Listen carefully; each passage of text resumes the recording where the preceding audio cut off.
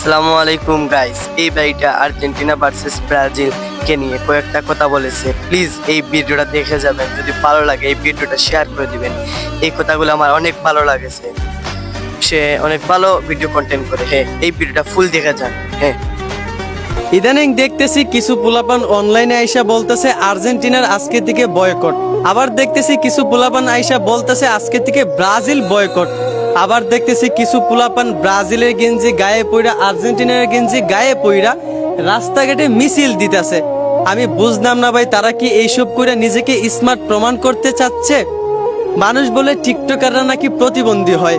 আমি বলবো তারাই হচ্ছে মানসিক প্রতিবন্ধী, যারা অন্য দেশের জার্সি নিজের গায়ে পইরা নিজের দেশের মানুষের সঙ্গে তর্ক করে ঝগড়া বাঁধায়, যারা অন্য দেশের খেলা দেখে তাদেরকে নিয়ে দলাদলি কইরা বাঙালিরা নিজেদের মধ্যেই লড়াই লাইগা যায়।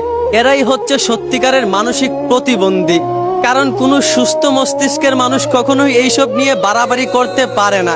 ব্রাজিল যেখানে প্রকাশ্যে মুসলমানদেরকে আজান দিতে চায় না, আর্জেন্টিনা যেই দেশের মানুষ আমাদের মুসলমানদেরকে দেখতেই পারে না, আর সেই দেশগুলাকে অন্ধের মতো ভালোবাসে আমাদের বাংলাদেশের নির্লজ্জ মুসলমানেরা, সেই দেশের মানুষদের প্রতি অন্ধভক্ত হয়ে যায় আমাদের নির্লজ্জ বাঙালিরা। কিরে ভাই, তুই না মুসলমান, তুই ভক্ত হবি রাসূলুল্লাহ সাল্লাল্লাহু আলাইহি সাল্লামের, তুই তাকে অনুসরণ করবি। তুই মুসলমান হয়েও বিধর্মীদের ভক্ত হস, তাদেরকে নিয়ে মুসলমানদের ভিতরে ঝগড়া বাঁধাস, তোর লজ্জা লাগে না? তুই কি এই জন্যই মুসলমানের ঘরে জন্ম নিয়েছিস? এই জন্যই কি তোর মা তোরে দুধ খাওয়ায়া বড় করছে, মুসলমান হয়েও বিধর্মীদের ভক্ত হওয়ার জন্য? আরে ভাই, তুই মুসলমান, তোর ধর্ম ইসলাম, তুই ইসলামী পোশাক পরে রাস্তায় নামবি।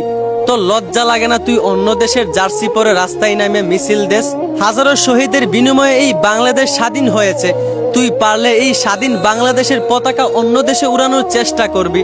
তোর লজ্জা লাগে না তুই যে অন্য দেশের পতাকা আমাদের বাংলাদেশে উড়াস? সি সি সি সি সি, এইটা কখনোই মুসলমানের পরিচয় হতে পারে না। এদের কি বলে মানসিক প্রতিবন্ধী। এখন আমার কথায় অনেকেই রাগ করবে, রাগ করলে কিছু করার নাই ভাই, কারণ কোনো সুস্থ মানুষ এইসব নিয়ে এত বাড়াবাড়ি করতে পারে না। খেলা পছন্দ করেন ভালো কথা, খেলার জায়গায় খেলাকে রাখেন। অন্ধ ভক্ত হয়ে যাওয়া, তার মধ্যে আবার বিধর্মীদের প্রতি, এইটা কখনোই মুসলমানের পরিচয় হতে পারে না। আশা করি বুঝতে পারছেন। ধন্যবাদ।